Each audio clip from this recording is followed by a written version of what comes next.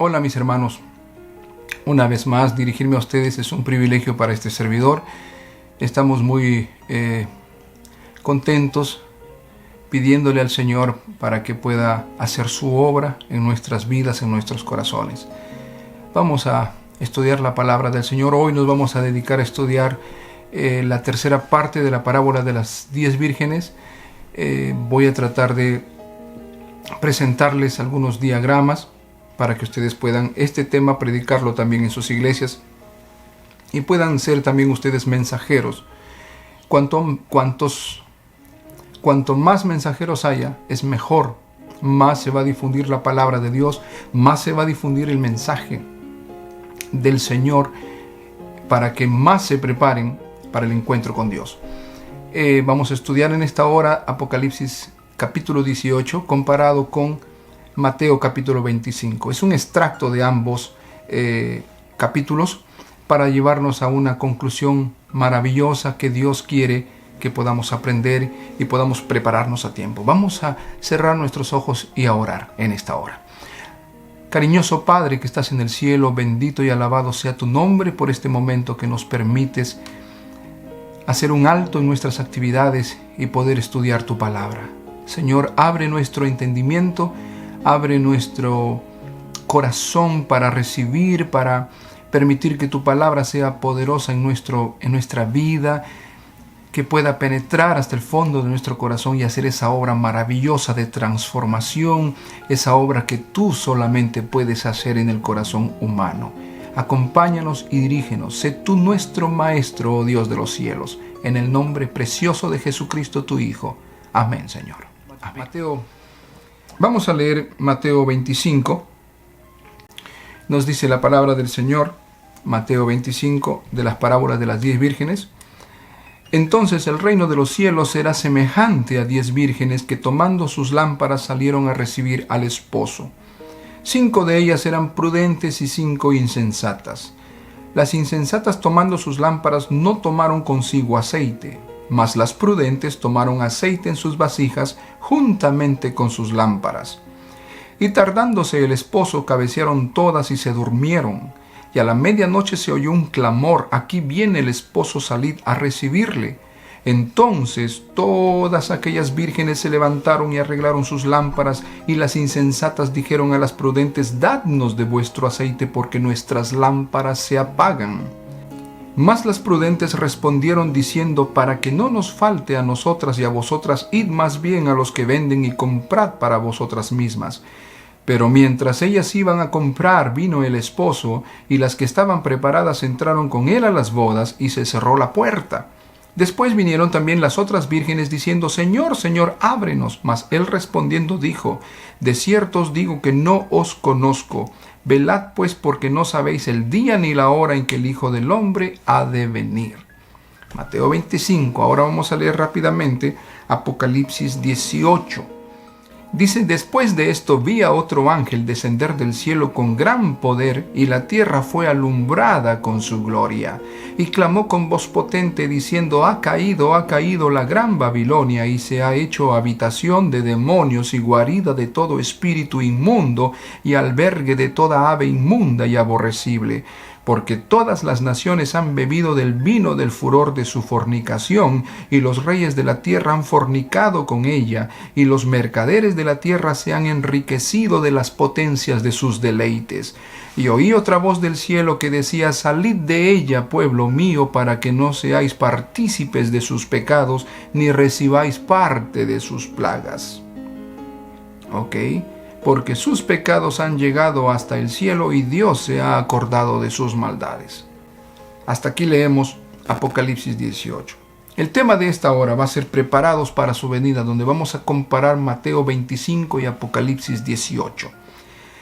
Dice el libro Testimonios para Ministros, página 112. Existe una necesidad de un estudio más profundo de la palabra de Dios. Deberíamos tener especial atención de los libros de Daniel y Apocalipsis como nunca antes en la historia de nuestra obra. Queridos hermanos, realmente existe la necesidad de un estudio más profundo de la palabra de Dios, especialmente Daniel y Apocalipsis, que tienen que ver con los tiempos finales, porque los tiempos finales van a ser angustiosos, va a haber una angustia cual nunca fue.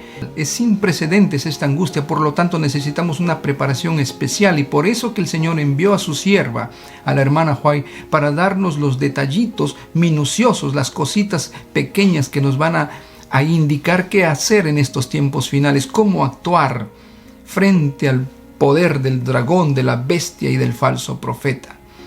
Yo estuve viendo ayer, tratando de ayudar a muchos hermanos. Miren, hay dos grupos. El grupo que les llaman los disidentes, y hay un grupo que es la iglesia adventista, los miembros de la iglesia adventista. Entonces se agarran en las redes sociales, hermanos, y parece un grupo de demonios peleando. Yo no estoy con afán de criticar, no, pero sí me da mucha tristeza, porque, hermanos, la palabra de Dios no es para insultarnos ni para pelear con ella. Si bien es cierto, estos hermanos que les llaman disidentes han sido marginados, la mayoría de ellos, y han dicho muchas cosas reales, cosas que ellos han visto, han abierto los ojos frente a realidades que suceden tanto en la administración de la organización adventista como en los hermanos adventistas. Pero eso no quiere decir que se van a enojar y van a empezar a insultar y van a empezar a acusar de una manera tan violenta contra la iglesia de Dios. Eso no justifica, hermanos. Si se han salido porque están viendo la injusticia y quieren hacer las cosas más justas, tienen que manifestar un espíritu más amoroso, un espíritu de amor, de paciencia, no entrar en el terreno del enemigo. Por lo tanto, mis hermanos también adventistas, por otro lado, quieren defender la organización. Hay cosas reales que no podemos defender. Es mejor decir, está bien, están sucediendo estas cosas. Y hay mucha gente centrada que dice, está bien, suceden muchos desarreglos, muchas cosas injustas, muchos despilfarros, está bien. Pero eso no quiere decir que la iglesia adventista sea Babilonia. No, yo lo he dicho en el tema anterior, la iglesia adventista enfáticamente no es Babilonia y no puede ser Babilonia y nunca va a ser Babilonia la organización adventista, porque Dios la ha levantado desde 1844 como un pilar, como un bastión para defender la verdad en estos tiempos.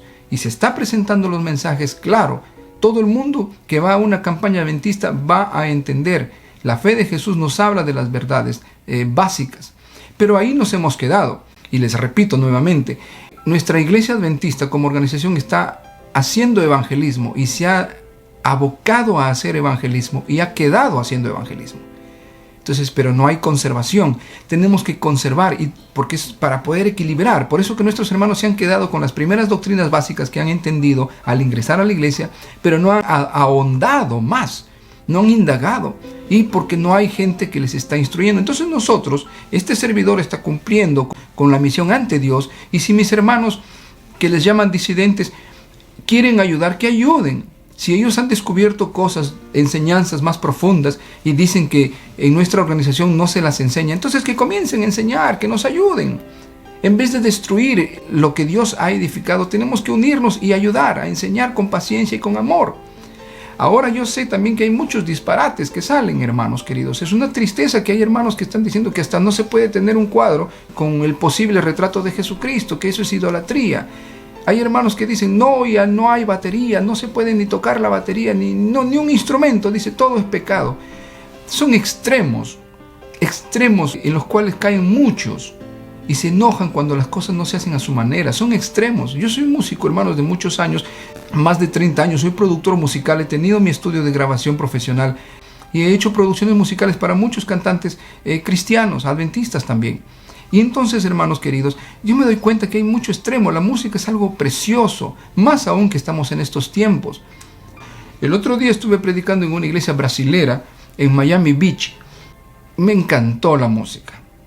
Allí cantaron un trío, un joven con dos señoritas, y había un piano de cola pequeñito nada más, y tenían una batería digital, un saxo y una guitarra eléctrica. Eso sonaba precioso, nada de mundano, nada de música pagana ni nada, hermanos. Una alabanza hermosa, bien plantada. Los instrumentos no tienen nada que ver cuando uno los sabe usar. Y yo les digo, hermanos, me van a crucificar muchos hermanos que están en contra de eso y se han ido a un extremo. Tengamos mucho cuidado con los extremos. Los extremos son muy, muy dañinos y están destruyendo, hermanos queridos, especialmente en este tiempo de tecnología. No podemos prescindir de las cosas. Estamos viviendo en un mundo. No tratemos de vivir a la usanza de hace 500 años. Hermanos queridos, estamos en un mundo real y hay que pisar el suelo verdadero, y ganar las almas para Cristo, para el Señor, en consagración. Queridos hermanos, entonces me da mucha tristeza que veo en las redes, hermanos, una lucha pero a muerte realmente, hermanos. Parecen los fanáticos de un club deportivo que pelean y discuten y salen a las calles y se agarran a golpes. No es así, hermanos. ¿Cómo nos ven los hermanos de afuera, la gente de afuera? ¿Cómo nos ve? Como un grupo de diabólicos que están peleando, hermanos queridos. Yo les suplico de todo mi corazón que podamos estudiar la palabra de Dios, y que esto que estudiamos, tanto aquí como en las iglesias, y si queremos ahondar más, amén.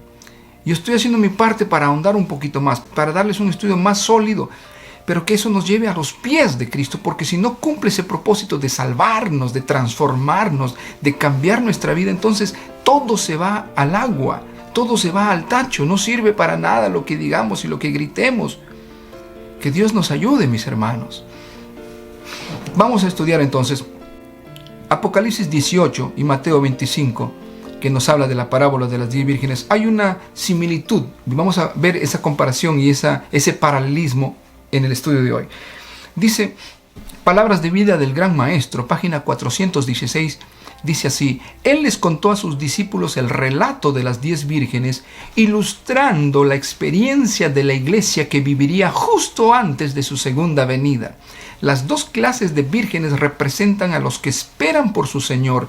Ellos son llamados vírgenes porque profesan una fe pura. En Mateo capítulo 25 se escucha un clamor.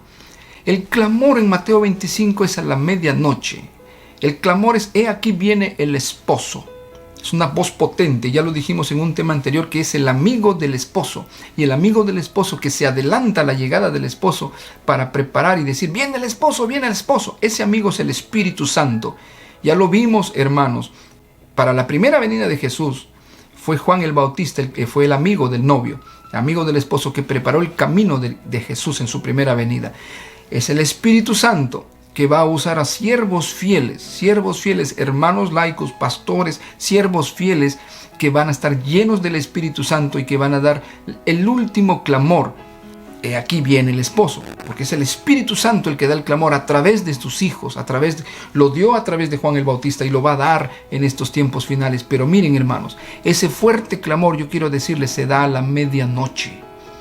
No piensen que cuando se da ese fuerte clamor va a haber tiempo para prepararnos. No, hermanos, ese fuerte clamor se da a la medianoche. Por eso que vamos a ver 3 puntos en Mateo 25. El número 1, vamos a ver el que involucra el clamor, el tiempo y el contexto. También hay un clamor en Apocalipsis 18, que es el cuarto ángel que se une a los 3 ángeles de Apocalipsis 14, que da un clamor también. Se une y dice: la hora de su juicio ha llegado, temed a Dios y dadle gloria, ha caído Babilonia. Es como un reforzamiento, un boost que le da este cuarto ángel al mensaje de los 3 ángeles de Apocalipsis 14. También es a la medianoche, porque la tierra estaba oscura, por eso llenó toda la tierra el mensaje de este cuarto ángel. Y el contexto es el mundo. El contexto de Mateo 25, el clamor en Mateo 25 es para la iglesia, para la familia, para la iglesia. Apocalipsis 18 es para el mundo en general, es ese clamor, para el mundo en general. Vamos a continuar. Número 2, la voz. Número 2, la voz. La voz se da en Mateo 25 y se da en Apocalipsis 18. La voz es el fuerte clamor para la iglesia. Y la voz en Apocalipsis 18 también es el fuerte clamor para el mundo. Miren que el fuerte clamor va en 2 direcciones. Comienza a darse primero en la iglesia. Se preparan los que aceptan el fuerte clamor, los que se levantan, las vírgenes prudentes que se levantan y comienzan a predicar a la medianoche. Acuérdense que es la medianoche. A la medianoche, y eso es triste, hermanos, a la medianoche se levantan las vírgenes, las 10 vírgenes que representan a la iglesia. Se levantan, pero ¿qué sucede? Para 5 de ellas es demasiado tarde, no hay manera de prepararse. Por eso, hermanos, el clamor no se da hoy todavía. Se va a dar. Hoy estamos durmiendo, pero se va a dar y cuando despertemos, cuando se dé ese fuerte clamor, cuando ya Cristo esté a las puertas, va a ser demasiado tarde para las vírgenes fatuas, porque no se prepararon hoy, a tiempo. Hoy es el momento de prepararnos para que cuando nos despertemos estemos con el aceite extra. Miren, hermanos, ese fuerte clamor Dios permita que se esté dando hoy poco a poco, y que este mensaje pueda llevarte a ti a prepararte en vez de estar peleando, discutiendo o confundiéndote o pensando aclarar las cosas o tratando de confiar en seres humanos por tu salvación. Este es el momento en que tú reúnas a tu familia, reúnas a tu esposa, a tu esposo, a tus hijos y comiencen a orar y a estudiar la palabra de Dios. Este es el momento para que cuando suene ese fuerte clamor con poder a la medianoche, cuando ya no hay nada que hacer, entonces tú estés preparado, hayas preservado el aceite extra. Hoy es el momento de la preparación, no en el futuro. El fuerte clamor, la voz también se da en Apocalipsis 18, es el fuerte clamor para el mundo. Y hay un mensaje en ambas partes, Apocalipsis 18 y Mateo 25 hay un mensaje. El mensaje, después de la voz, es el mensaje. Yo les voy a poner estos cuadros en la pantalla. El mensaje, la primera parte del mensaje constituye en dos partes. Número 1, viene el esposo. En Mateo 25 el mensaje dice, viene el esposo. Es la certeza de la venida de Cristo. La proclamación que va a despertar al pueblo de Dios es la certeza de la venida de Cristo. Somos un pueblo que ha sido llamado para preparar a un pueblo y al mundo para la venida de Cristo, para que se encuentren con Dios y no sean condenados. Viene el esposo, es la certeza de la venida de Cristo. Pero la segunda parte de este mensaje es salid a recibirle, que quiere decir la inminencia de la venida de Cristo. No basta creer que Cristo va a venir, porque las otras religiones creen que Cristo va a venir, pero no creen que Cristo ya está viniendo, que hay que salir a recibirle porque ya está a las puertas. Esa es la diferencia. Todos creen en la venida de Cristo. Me refiero a otras religiones, y nosotros también. Pero no basta creer con que Cristo viene. Hay que estar preparado y hay que estar preparándonos y preparando a otros para la venida de Cristo. Por eso dice, salid a recibirle, que significa la inminencia de la venida de Cristo. Antes de venirme a los Estados Unidos para poder hacer un poquito mi inglés más fluido, fui a una librería bautista allá en la ciudad donde vivía, en mi país. Esta era una pareja del pastor y su esposa, bautistas. Ellos eran americanos. Ellos enseñaban inglés gratis. Y entonces leíamos la Biblia en inglés. Yo asistí ahí y un día tocó leer Mateo 24. Y comenzamos a leer las partes de Mateo 24. Y yo aproveché el momento para decirles allí que Mateo 24 era relevante para nuestros tiempos y que había señales de la segunda venida de Cristo y que Cristo estaba a las puertas. Y el pastor me dijo, de inmediato me cayó de esta manera. Dijo, sí, hermano Samuel, nosotros sabemos que Cristo va a venir, pero no nos importa si está cerca o va a venir Jesús en 3,000 años o 4,000 años. No nos importa. Simplemente estemos preparados. Esas señales son para tener una idea, para mantener latente el mensaje de la venida de Cristo, pero no tenemos que predicar que Cristo ya está a las puertas. Así que dejémoslo ahí y sigamos leyendo. Así me cayó el pastor bautista. Porque ellos creen solamente en la certeza de la venida de Cristo, pero ellos no creen en la segunda parte de este mensaje, que es salir a recibirle, porque ya está viniendo. ¿Entendemos la diferencia? Entonces, mis hermanos queridos, nosotros como pueblo adventista tenemos que ser un pueblo que habla de la venida de Cristo. Miren, yo les voy a explicar. La hermana White dice que el mensaje de la segunda venida de Cristo es la nota tónica de toda la Biblia, de las doctrinas de la Biblia. ¿Y por qué? Miren, les voy a explicar. Les voy a poner un ejemplo. La puerta de aquí, de mi apartamento, está aquí y al frente está otra puerta de otro apartamento. Miren, si alguien me dice, anda, déjale esta carta al vecino del frente, de la puerta del frente.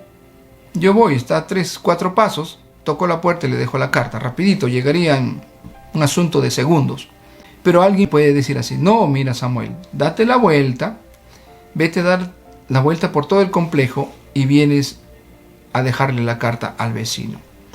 Y yo me voy caminando y voy y doy la vuelta, me demoro como unos 15 minutos en dar la vuelta a todo el complejo de los apartamentos y toco la puerta, llego a la puerta del vecino. ¿Cuánto me demoré? 15 minutos.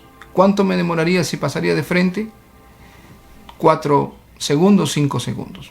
Doy 3 pasos y estoy en la puerta del vecino. 2 cosas. O me voy a caminar 15 minutos, a dar la vuelta por toda la cuadra para llegar a la misma puerta, o 3 segundos me tomaría si voy de frente. Les explico. La predicación de la segunda venida de Cristo es como la primera opción que tengo. Ir dar los 3 pasos y llegar a tocar la puerta del vecino. Rápido. Predicar otras cosas, otras verdades, lindas, como dijo la hermana Juay, que hay muchas verdades en la Biblia, pero no son la verdad presente. Es como ir a dar la vuelta por todo el complejo y demorarme 15 a 20 minutos y llegar a la puerta del vecino. ¿Me explico? Porque mire, si yo me pongo a hablar del amor, de la cortesía, me pongo a hablar acerca del perdón, me pongo a hablar acerca de la reconciliación, la fe, la oración, la santidad, la mayordomía, los diezmos, ofrendas, me pongo a hablar acerca de la puntualidad, acerca de la entrega, de la consagración y tantas cosas que están en la palabra de Dios. Todo eso, todas esas verdades que son buenos mensajes, se resumirían si yo enfatizo en la segunda venida de Cristo. Porque si yo le presento al pueblo como predicador y tú, hermano, comienzas a predicar la venida de Cristo y que Cristo viene y que Cristo está a las puertas y comienzas a predicar la verdad presente, toda la gente de inmediato va a tener amor, va a ser puntual en los cultos, van a ser buenos mayordomos, van a dar sus diezmos y ofrendas. Todos los hermanos van a ser consagrados, van a parar de mentir, van a parar de pelear, van a parar de ser orgullosos, vanidosos, van a ser más desprendidos con la causa de Cristo y van a prepararse. ¿Me explico? O sea, con un solo mensaje de la segunda venida de Cristo logro lo que me demoraría 20, 30 mensajes predicando cada cosa en forma individual. ¿Me explico?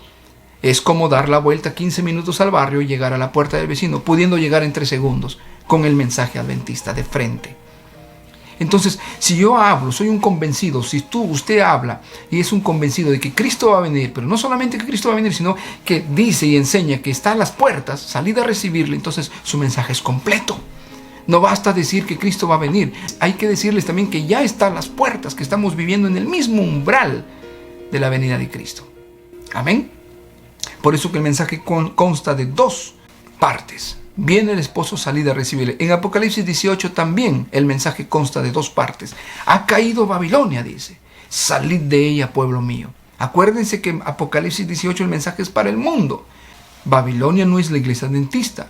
Babilonia es el mundo, es la iglesia madre con sus hijas. El mundo protestante y la iglesia católica, la iglesia papal, el mundo. Cae Babilonia. ¿Por qué cae Babilonia? Porque rechazan el mensaje, rechazan la advertencia, rechazan el clamor final, rechazan el fuerte pregón. Hay que decirles al mundo, salid de ella, pueblo mío. ¿Por qué pueblo mío? Hay un pueblo allá afuera. La sierva de Dios dice que la mayoría del pueblo de Dios está allá afuera en el mundo. Hay un pueblo allá en el mundo que hay que rescatar. La mayoría del pueblo de Dios está allá afuera. Gente sincera, gente maravillosa, gente honesta, gente entregada que vive de acuerdo a la luz que han recibido, a la luz que tienen. Mis hermanos, es maravilloso el pueblo de Dios que está allá afuera. Yo me acuerdo, hermanos queridos, que un día visité una iglesia. Era una iglesia pentecostal. Y yo siempre que he visitado las iglesias dominicales les he dicho a los pastores, les digo, pastor, deme la parte de adoración, de alabanza y adoración, y luego el mensaje. Deme todo el servicio. Porque, hermanos, si yo pido solamente el mensaje y no me dedico a cantarles y a dirigir la parte de adoración y alabanza, ellos se ponen a cantar, hermanos, y es como para salir corriendo realmente. Es una bulla estrepitosa, es insoportable el ruido que hacen con su sonido y los gritos. Es terrible, hermanos. Ellos no se dan cuenta porque ya están sordos de tanta bulla. Y fue así como siempre pedía yo, ¿no?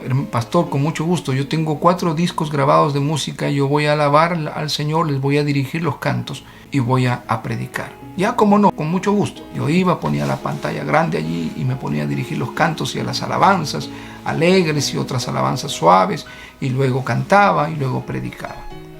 Entonces yo cuando terminé de predicar hice un llamado y vinieron los hermanos adelante y el pastor tomó el micrófono antes que ore y dijo, hermanos, voy a orar por este siervo que nos ha traído la palabra.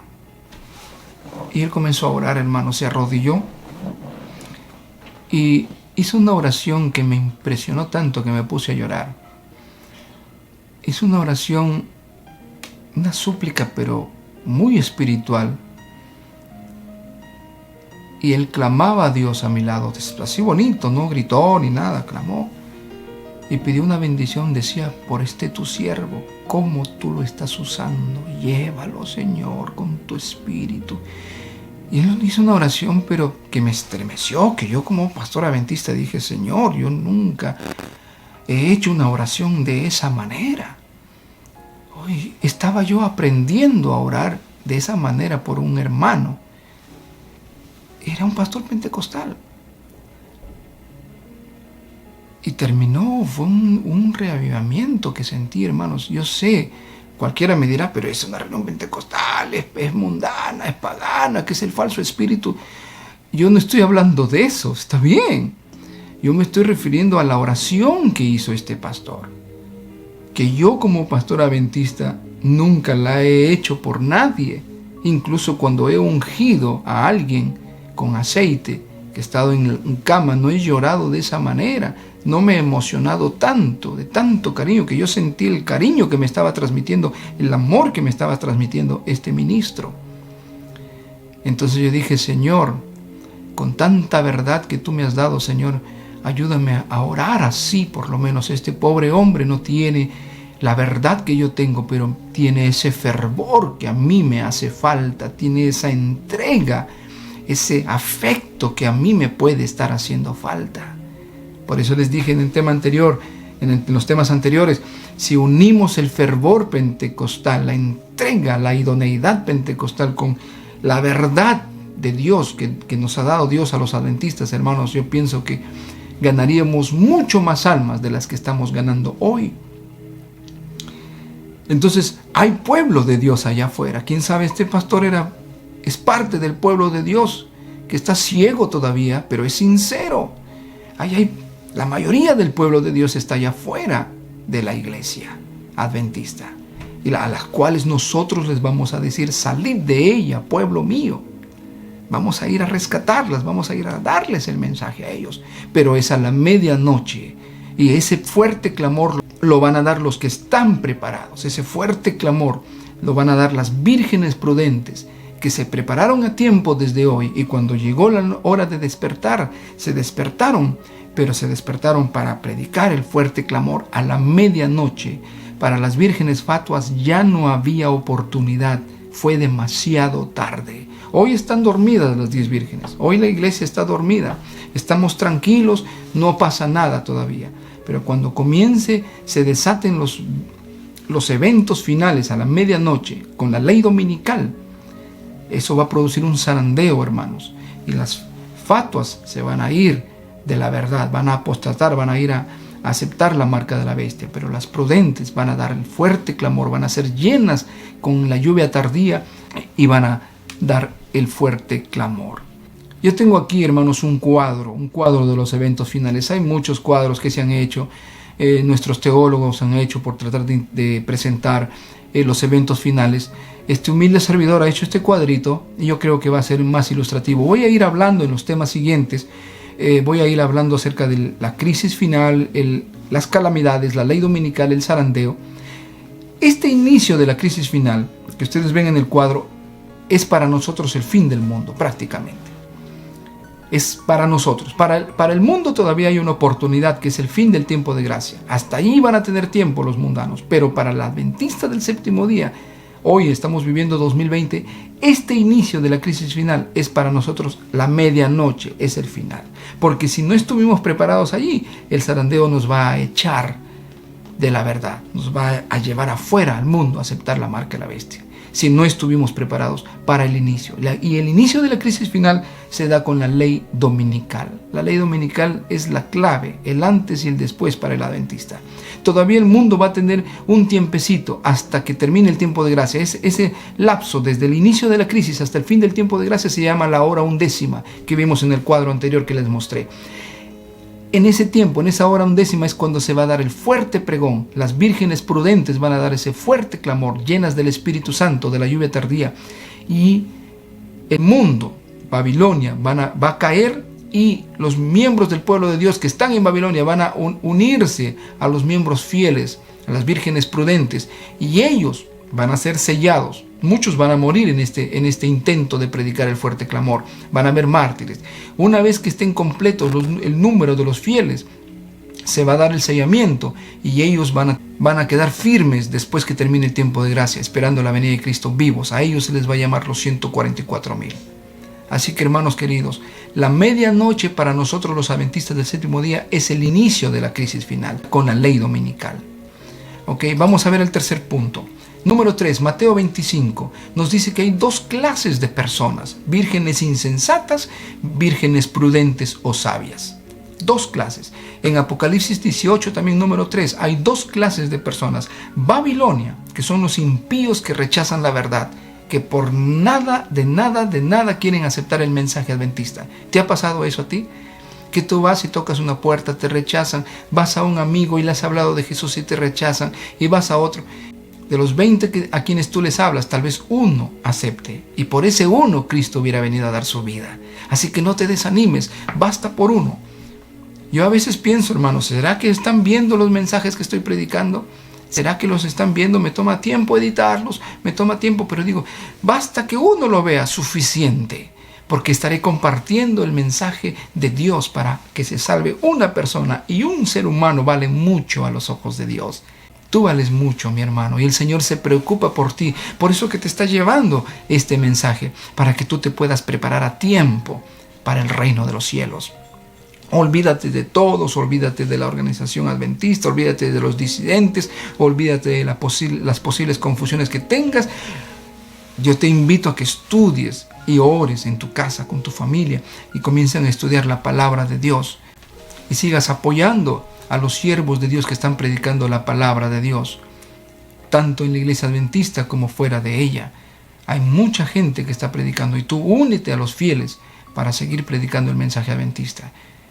Pero prepárate, hermano. Si en tu iglesia tal vez no te han dejado predicar o no te dejan predicar, predícale a la gente nueva, enséñale a la gente nueva el mensaje de Dios, poco a poco, que se vayan ahondando, profundizando en el estudio de las Escrituras para prepararnos a tiempo. Por eso que en Babilonia hay dos clases: los de Babilonia, los impíos, y el pueblo de Dios esparcido en toda la tierra, a quienes hay que traer. Las vírgenes insensatas se van a ir a unirse con los de Babilonia, con los impíos que están en el mundo. Y las vírgenes prudentes van a ir a traer al pueblo de Dios esparcido allá en Babilonia. Y se van a unir, y va a ser un pueblo grande, un pueblo fiel, que va a recibir el sello de Dios y va a estar vivo hasta la venida de Cristo. Amén. Ahora, yo quiero hacer hincapié: ¿qué pasó con las vírgenes insensatas? ¿Quiénes son? ¿Cuál es la diferencia de las vírgenes prudentes y las vírgenes insensatas? ¿Cuál es la diferencia? Miren esta cita que es relevante, hermanos.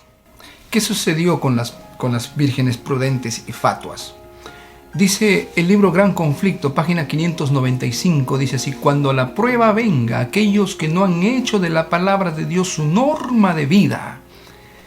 Una cosa es tener una profesión de cristiano y otra cosa es hacer de la Biblia nuestra norma de vida.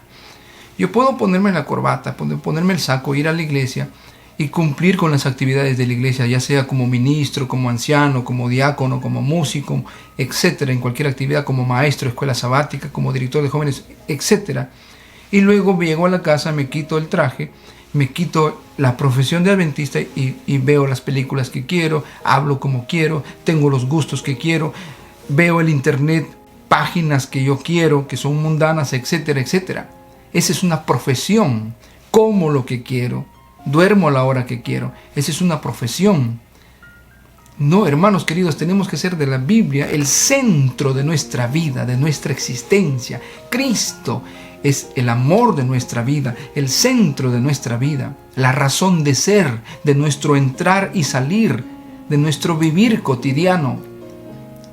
¿Cuántos errores cometemos porque se nos escapa esa idea, esa conciencia de que Cristo es el centro de nuestra vida? Por eso fallamos, por eso cometemos errores, porque pensamos que el cristianismo es una profesión de un par de horas o de un día sábado solamente, y durante la semana vivimos como sea. Por eso miren lo que dice la sierva de Dios: cuando la prueba venga, a la medianoche, aquellos que no han hecho de la palabra de Dios su norma de vida serán desenmascarados. Hoy no sabemos, tú me miras a mí aquí predicando, yo te veo a ti tal vez en la iglesia dirigiendo, pastoreando, dando estudios bíblicos, te veo tal vez cantando en un cuarteto o en el coro de la iglesia. Todos nos vemos de la misma manera, no lo sabemos, pero cuando venga la medianoche, cuando venga el zarandeo, la prueba final, allí vamos a ser desenmascarados. Bien, los fieles van a ser desenmascarados, pero como ellos eran auténticos, no pasa nada, ellos van a continuar firmes. Pero los que no somos auténticos, vamos a ser desenmascarados. Dice: en verano no es notoria la diferencia entre los árboles verdes y los otros, pero cuando los embates del invierno vienen, los verdes quedan intactos y los otros pierden su follaje. Asimismo, el falso maestro puede que no sea distinguido del verdadero cristiano, pero el tiempo está cerca cuando la diferencia será evidente. El tiempo lo va a decir, el tiempo de prueba, la medianoche, cuando se despiertan las vírgenes. No hay nada que hacer para los que no se prepararon, pero para los fieles continuarán hasta el fin del mundo. Es la prueba la que revela el carácter. Dice: el falso maestro asimismo puede que no sea distinguido del verdadero cristiano, pero el tiempo está cerca cuando la diferencia será evidente. Dejad que la oposición se levante, permitid que la intolerancia y el odio vuelvan a encenderse, dejad que la persecución surja, entonces los de corazón apocado y los hipócritas temblarán y abandonarán la fe. No obstante, el verdadero cristiano permanecerá firme como una roca, su fe mucho más fuerte, su esperanza más intensa que en días de prosperidad. El pueblo de Dios, desde Adán y Eva, hermanos, a lo largo de la historia, el pueblo de Dios ha sido fiel en los tiempos de prueba. Ha sido más fiel cuando la prueba ha venido. En tiempos de prosperidad, hermanos, entran muchos a la iglesia. No se sabe quién es y quién no es, quién es verdadero y quién es falso, no se sabe. Es por eso que la parábola del trigo y la cizaña, lo mismo. Diríamos hasta cierto punto que las cizañas son las vírgenes fatuas y el trigo son las vírgenes prudentes. Allí hay un malentendido. Yo voy a dedicarme a un tema exclusivamente. Hay muchas cosas que estoy anunciando y hay hermanos que ya me dijeron por el internet, me dijeron: pastor, usted habló acerca de los 3 Elías, ¿cuándo va a predicar de los 3 Elías? Sí, voy a predicar de los 3 Elías. Otro me dijo: ¿cuándo va a predicar usted sobre la resurrección especial? Sí, voy a predicar. Están en el futuro, poco a poco. Pero hermanos, vamos a ir entendiendo la parábola del trigo y la cizaña. Cuando hay hermanos, por ejemplo, que se ven en la iglesia, algún hermano dice: pero ha habido un robo, hay un hermano que es adúltero, y los hermanos se defienden así: el trigo y la cizaña, el trigo y la cizaña. Hermanos, quiero decirles una cosa: la cizaña no es el malo, la cizaña no es el pecador de la iglesia, el que todos han visto que esa mujer está con 3 hombres y todos están pidiendo que la disciplinen, y decimos: no, esa es la cizaña. O aquel hombre que hizo un robo, un desfalco en su trabajo, robó $500,000 y decimos: no hay que disciplinarlo porque es el trigo y la cizaña. O ese muchacho que embarazó a la muchacha: no, es el trigo y la cizaña, dejemos que la cizaña crezca, no hay que decir nada. O si vemos a un pastor que cometió adulterio y decimos: no, es el pastor, es el siervo de Dios, no hay que decir nada porque el trigo y la cizaña tienen que crecer juntos. Mala interpretación. Esos no son la cizaña, esos son pecadores abiertos, que el manual de iglesia y la Biblia nos dice que hay que eliminar del campamento. Esos son acanes en el campamento, que se rebelan contra Dios, que se burlan de la verdad de Dios. Hay que borrarlos, por supuesto siguiendo las prerrogativas de la palabra de Dios, de Mateo capítulo 18, hablar con él, llevar testigos, tratar de redimirlo. Pero si llega el momento hay que borrarlos, hay que disciplinarlos. Esos no son la cizaña. La cizaña están escondidos. La cizaña puede ser tú o puedo ser yo. Tú no sabes distinguir la cizaña. Las vírgenes fatuas tú no las puedes distinguir de las vírgenes prudentes. Solo Dios sabe quién es prudente y quién es fatua. Solo Dios sabe quién es trigo y cizaña. Porque la cizaña, cuando está verde, es igualita, es idéntica. No se puede distinguir del trigo. La cizaña es igualita. Igual las vírgenes prudentes, las 10 vírgenes son 10 vírgenes. No se sabe quién es prudente y quién es fatua. No se sabe. ¿Cuándo se va a saber? Cuando viene la cosecha, cuando viene la crisis final, cuando comienza la crisis final, a la medianoche. Ahí se va a saber quién fue prudente y quién fue fatua. Ahí se va a saber quién es trigo y quién es cizaña. ¿Me explico? La cizaña puedo ser yo, como pastor, como ministro, como predicador. Puede ser tú, como anciano, como director de escuela sabática. No lo sabemos.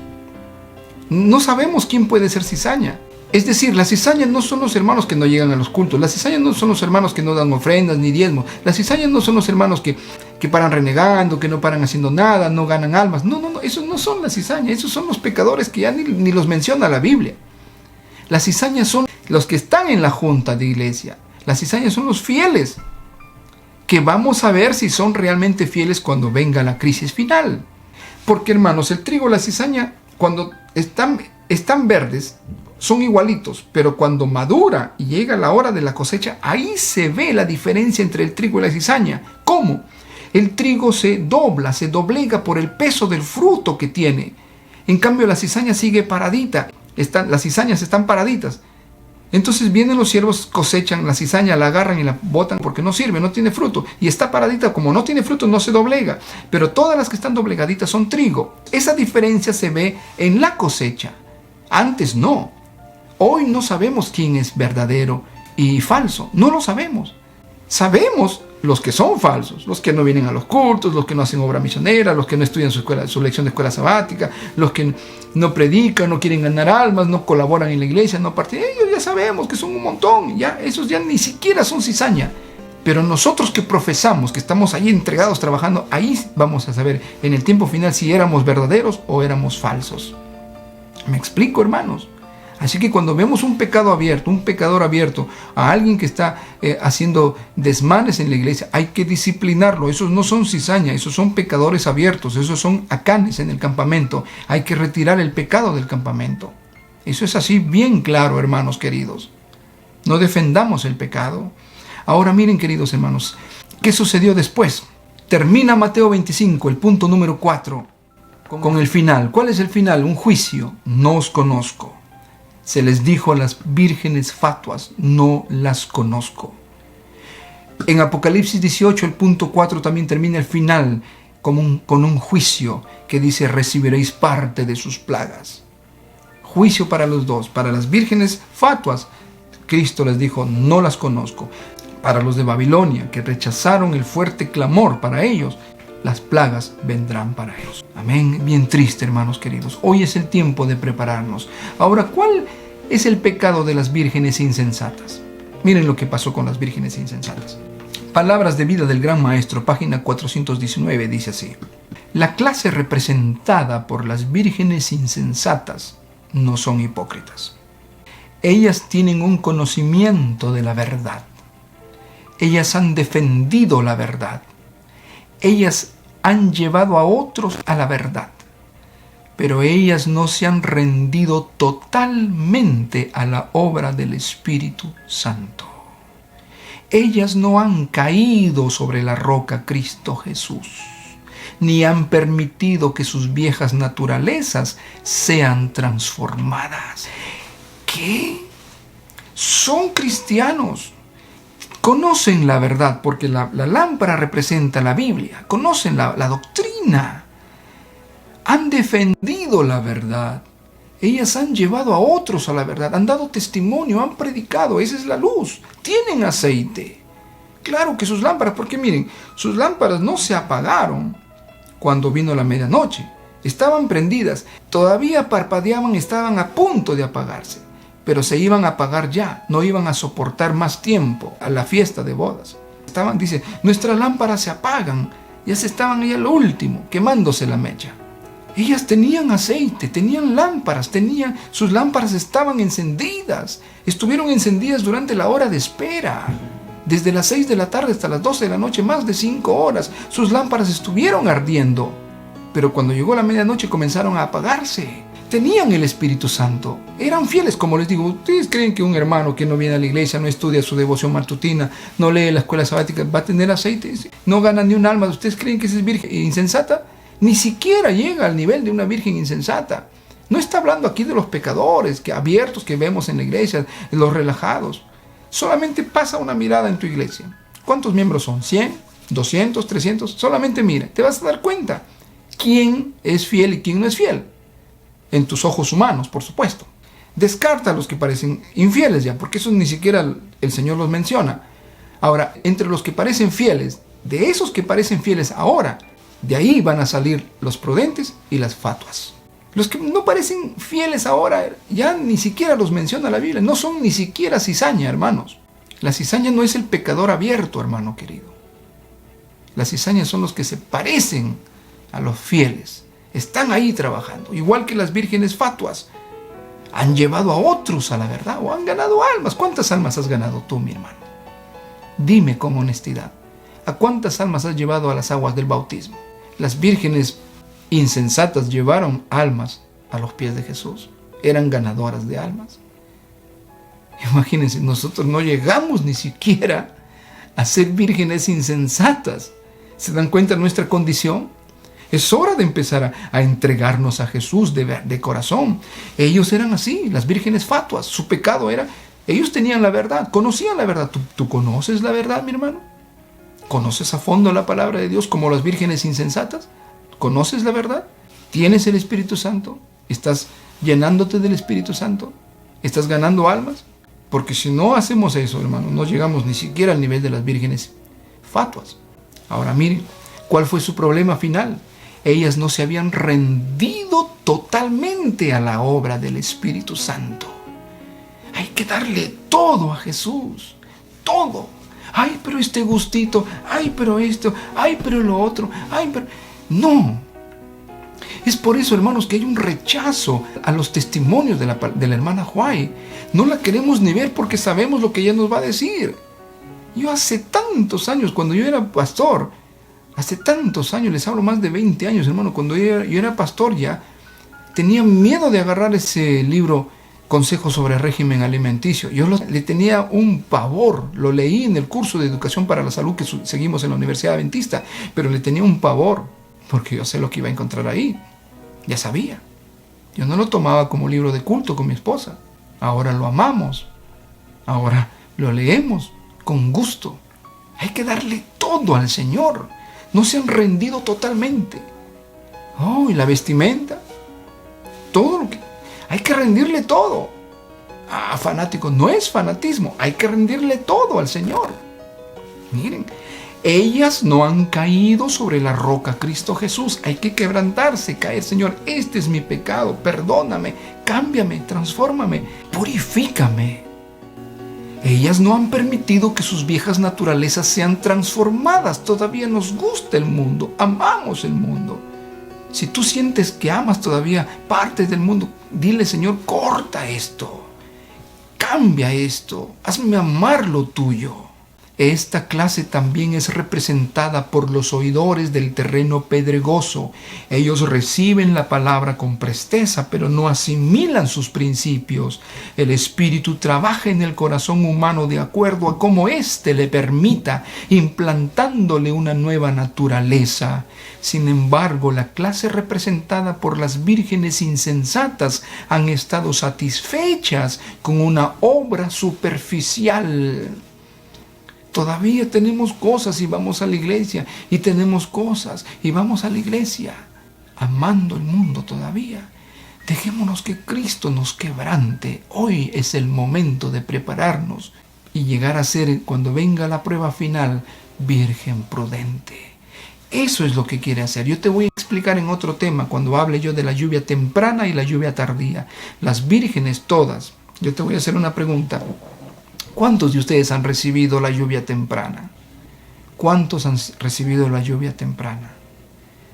Te voy a hacer la misma pregunta, pero con otras palabras. La misma pregunta. ¿Cuántos de ustedes han sido bautizados en la iglesia adventista? Es lo mismo.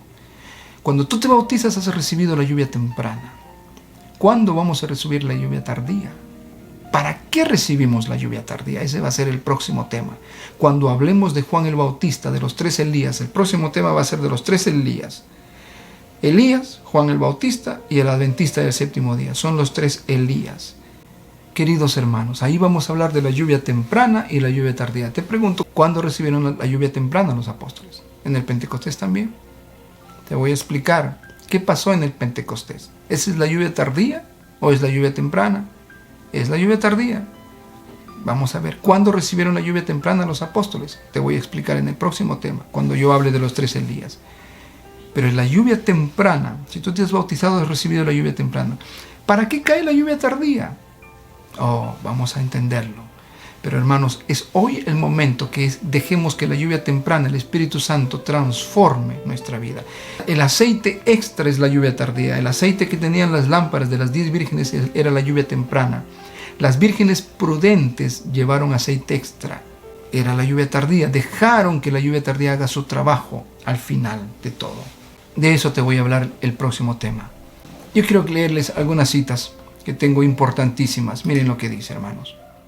El enemigo está trabajando. Él no descansa. Miren lo que dice. Testimonios para la iglesia, tomo 2. Voy a leerles la página 391. Dice, un llamado a la iglesia. El 2 de octubre de 1868 me fue mostrada la condición del profeso pueblo de Dios. Muchos estaban en gran oscuridad, sin embargo, parecían insensibles a su verdadera condición. El discernimiento de un gran número de ellos parecía estar entumecido en lo que se refiere a la captación de las cosas espirituales y eternas, mientras que sus mentes parecían estar bien despiertas a los intereses mundanos. Muchos adoraban a ídolos en sus corazones y practicaban la iniquidad, lo que los separaba de Dios y los transformaba en cuerpos oscuros.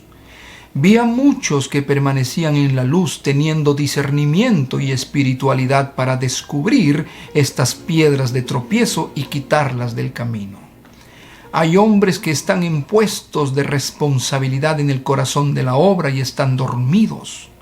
Satanás los ha paralizado con el fin de que no descubran sus planes y ardidez, mientras que él está activo seduciendo, engañando y destruyendo. ¿A quiénes ataca más el Señor? A los que han sido puestos como vigías, a los líderes. Si los tiene dormidos a ellos, los hermanos van a estar dormidos también. La hermana Juan ya nos decía, hermanos, para preocuparnos y no dormirnos. Algunos que están en los puestos de vigía para advertir al pueblo del peligro han dejado de vigilar y descansan con comodidad. Son centinelas infieles. Eso dice tomo 2 de Testimonios para la Iglesia, página 391. Dice, permanecen inactivos mientras su artero enemigo entra en el fuerte y trabaja con éxito a su lado para derribar lo que Dios mandó que se construyera. Ven que Satanás está engañando a los inexpertos e ingenuos. No obstante, se quedan callados como si no tuvieran un interés especial, como si estas cosas no fueran de su incumbencia. No ven ningún peligro especial, no ven razón para dar la alarma. A ellos les parece que todo va bien y no consideran necesario hacer sonar la trompeta con los fieles toques de advertencia que los claros testimonios les presentan, para mostrar al pueblo sus transgresiones y a la casa de Israel sus pecados. ¿Cuáles son los toques de advertencia? Son los testimonios. Los libros del Espíritu de Profecía son los toques de advertencia que deben tocar los centinelas, los vigías del pueblo de Dios. Estos reproches y advertencias interrumpen la calma de estos soñolientos centinelas amantes de la comodidad y se sienten disgustados. Diosito lindo. Por eso que estos temas no gustan mucho. Yo no lo digo, hermanos. Hay que seguir estudiando, así no nos guste. Es la palabra de Dios que está tocando nuestras fibras más íntimas. Ya les dije, yo no quería ni abrir el libro Consejos sobre régimen alimenticio. No, yo le tenía pavor a ese libro. Yo estaba predicando, yo era pastor. Hoy lo amo, hoy lo quiero, hoy lo abro sin ningún temor porque me rendí, caí, dije, Señor, ¿son mis gustos o tu voluntad? ¿Es lo que quiero yo para destruir mi cuerpo, destruir a las criaturitas que tú has hecho? ¿O es tu voluntad, Señor? Tengo que caer a lo que tú dices, Señor. Tengo que quebrantarme, tengo que aceptar tu voluntad, no puedo pelear contra ti. Tengo que recibir la luz y aceptarla en mi corazón. Pero estos vigías dicen que no, están disgustados. Dicen en su corazón, si no en palabras, pero en su corazón, no merecemos esto. Es demasiado severo, demasiado duro, dicen. Estos hombres están preocupados y excitados sin necesidad. Mire, eso es lo que piensan de estos mensajes, de estos testimonios. Y parecen no estar dispuestos a dejarnos descansar en paz. Dicen, oh, qué molestan estos que están predicando. Oye, están enseñando los libros de la hermana Fay. No, molestosos, no nos dejan tranquilos. Os preocupáis demasiado, les dicen, considerando que toda la congregación es santa. Todos están bien. ¿Qué problema se hacen ustedes? Todos y cada uno de ellos. Y dice, no nos dejan sentirnos cómodos, ni en paz, ni felices. Hermanos, los que se incomodan con los mensajes del Espíritu de Profecía no son los fieles, son, hermanos, los que están dormidos, los que están cómodos en sus pecados. Dios mío, yo no sé cómo explicarlo. Sigue diciendo la sierva de Dios. A estos vigías irrazonables y difíciles de complacer, solo los satisface el trabajo, la fatiga y la incesante vigilancia. ¿Por qué no profetizan cosas gratas? Eso es lo que dicen. Estos ociosos dicen de los vigías que realmente están trabajando. Miren lo que dicen. Son irrazonables y difíciles de complacer. Solo los satisface el trabajo, la fatiga y la incesante vigilancia. Cállense, no hablen, déjennos descansar. Y siguen diciendo, ¿por qué no profetizan cosas gratas y gritan paz, paz? Así todo iría mejor. Oh, Dios mío lindo. Queridos hermanos, es el infiel el que se zarandea, el que no quiere estos mensajes. Sigue diciendo la sierva de Dios en la página 392 del tomo 2 de Testimonios para la Iglesia. Estos son los verdaderos sentimientos de muchos de nuestro pueblo, y Satanás se alegra ante su éxito en controlar las mentes de tantos que profesan ser cristianos.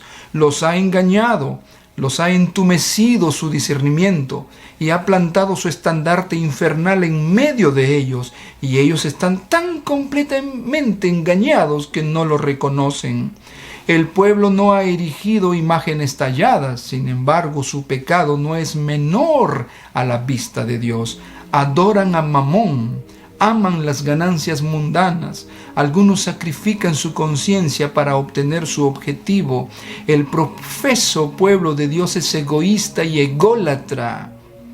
Aman las cosas de este mundo y son amigos de las obras de las tinieblas. Se complacen en la injusticia, no tienen amor a Dios ni a sus semejantes. Son idólatras y son peores, mucho peores a la vista de Dios que los paganos, adoradores de imágenes talladas que no conocen nada mejor que eso. Saben que yo nunca había leído esta cita de esa manera, hermanos. Se requiere que los seguidores de Cristo salgan del mundo y estén separados y no toquen lo inmundo para tener la promesa de ser los hijos e hijas del Altísimo, miembros de la familia real. Pero si no cumplen con las condiciones, no puede cumplirse en ellos la promesa. En esta pandemia estamos orando y nos dicen oremos. ¿De qué sirve orar si no estamos cumpliendo con las condiciones?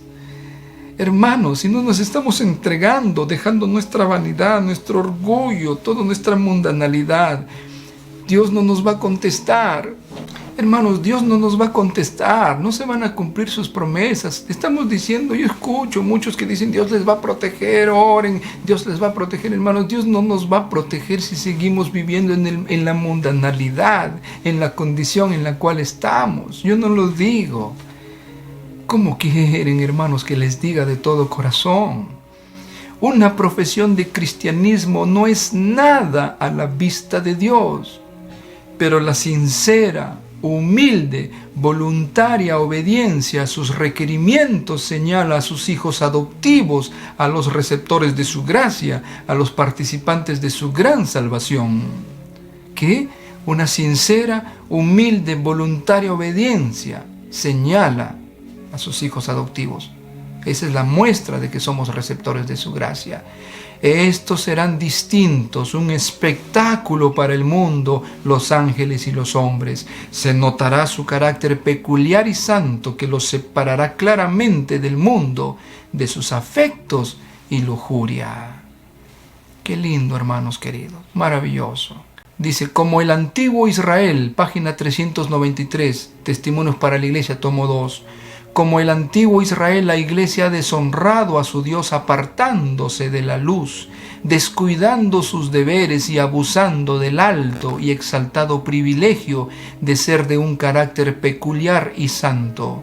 Sus miembros han violado el pacto por el que prometieron vivir por Dios y solo por Él. Se han unido con los egoístas y amadores del mundo, han fomentado el orgullo, el amor por el placer y el pecado, y Cristo se ha apartado de ellos.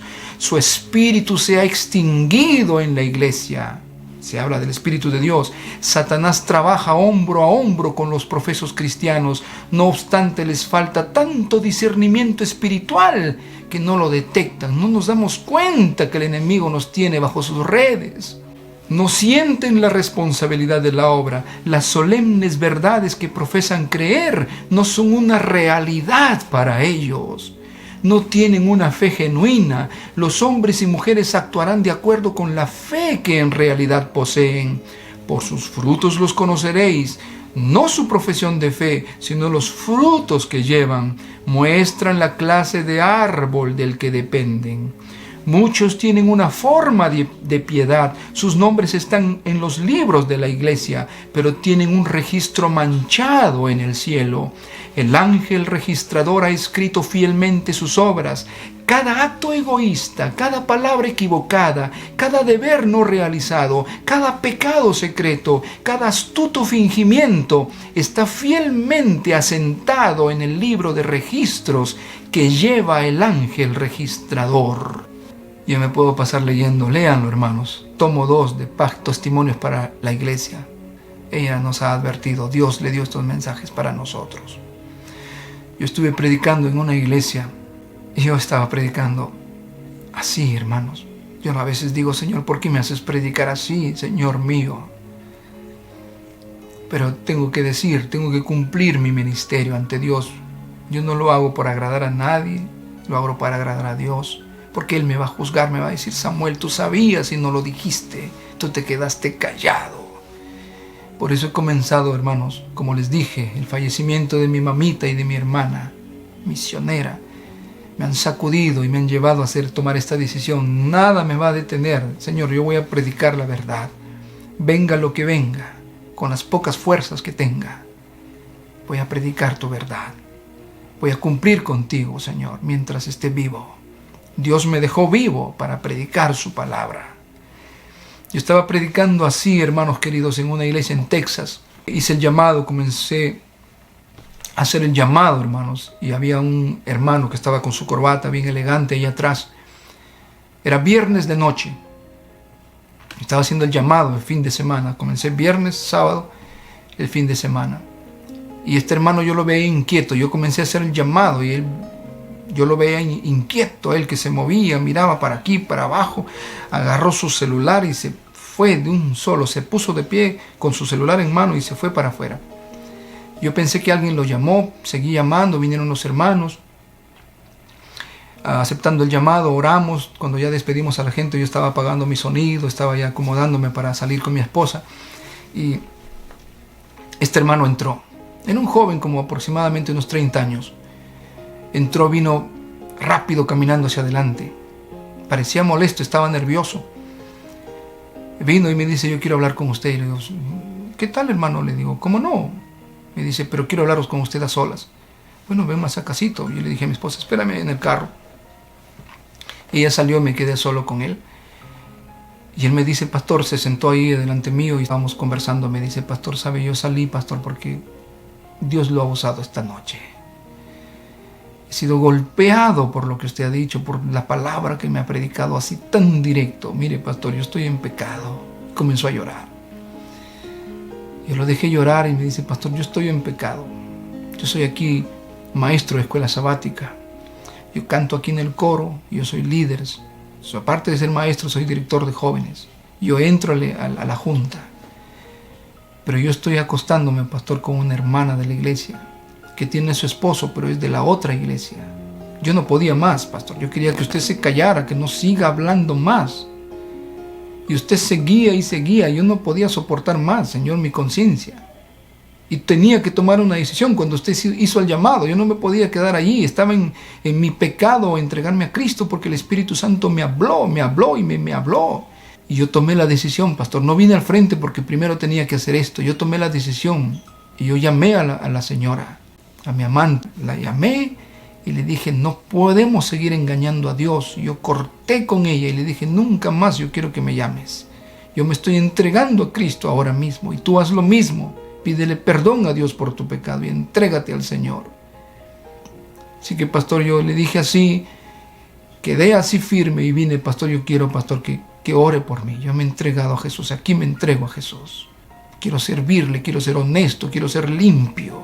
He estado pecando y yo le comencé a hablar, hermano. Le dije: tienes que tomar una santa cena, tienes que pedirle perdón al Señor. Habla con el pastor, porque es necesario que el pastor sepa, y habla con él, que él haga un seguimiento, porque yo me voy a ir el domingo. Pero, hermanos, es cuando te sacude la palabra de Dios, cuando la palabra de Dios te transforma, te cambia, te lleva a los pies de Cristo. Porque es así cuando el Espíritu Santo toca tu corazón, te transforma, te quebranta, te cambia. Mi hermano, ¿cuántas veces hemos caído? ¿Cuántas veces hemos llorado por nuestros pecados? Queridos hermanos, es hora de entregar el corazón a Jesús. Es hora de prepararnos para el fin, es hora de prepararnos hoy, porque no sabemos cuándo será la medianoche. Estamos llegando a la medianoche, tal vez estemos en la hora 11, 12, ya cerca. Hermanos, esta pandemia nos está enseñando algo. Que Dios nos proteja, nos está enseñando que Dios nos proteja, que nos apartemos de todo elemento humano, que dejemos de confiar en nuestros recursos humanos y podamos confiar en el brazo poderoso de Dios. Esta pandemia nos está enseñando esa gran lección. Este país, hermanos, está siendo quebrantado, hermanos, que a pesar de la tecnología, de su capacidad militar, todo su avance científico y su dinero, hermanos, están muriendo, hermanos queridos. Es triste, porque no hay nada imposible para Dios. Dios ha escogido una pandemia para demostrarnos que somos nada ante su poder y que tenemos que ir a Dios. Sabemos lo que está pasando en México hace 2 días, el terremoto que hubo, alerta de tsunami. Y así, hermanos, no hay lugar seguro en este mundo. Tenemos que aprender a confiar en Dios por fe, y hasta los ángeles van a visitarnos. Sí, hermanos queridos, los ángeles son reales, pero si no obedecemos, si no nos mantenemos fieles, nadie, hermanos, nos va a ayudar. Pero si tú eres fiel, las promesas vas a poder reclamarlas en paz y decirle: Señor, te he servido, aquí estoy. Y el Señor te va a proteger, te va a traer un pan para comer. Oh, mi querido hermano, la medianoche llegó para las 10 vírgenes. Infelizmente, se despertaron todas y 5 no tenían aceite.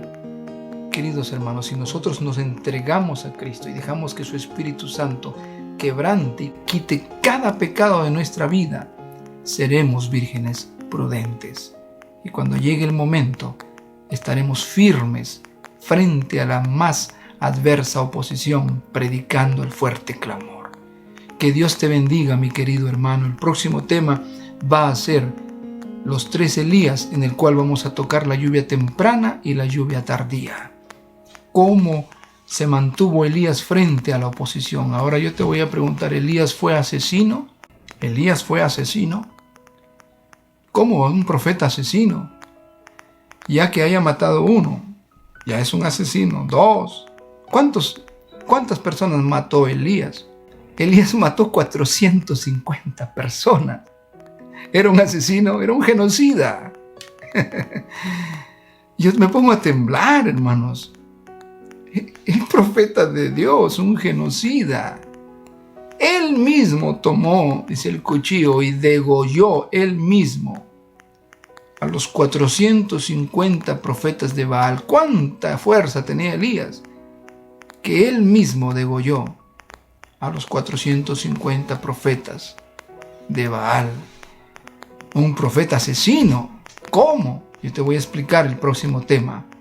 Oh, mi hermano querido, hay que tener la nobleza de Jesús, la humildad de Jesús, pero también la firmeza de Jesús, la firmeza de Cristo para reprender el mal y para apartarnos del mal. No somos jueces, pero tenemos que cumplir con decir lo que está sucediendo a nuestro alrededor para evitar que la culpa se quede sobre nosotros. Porque si no digo nada, yo soy culpable. Querido mi hermano, que Dios te bendiga y te espero en el próximo tema que voy a hablar acerca de los 3 Elías. Amén.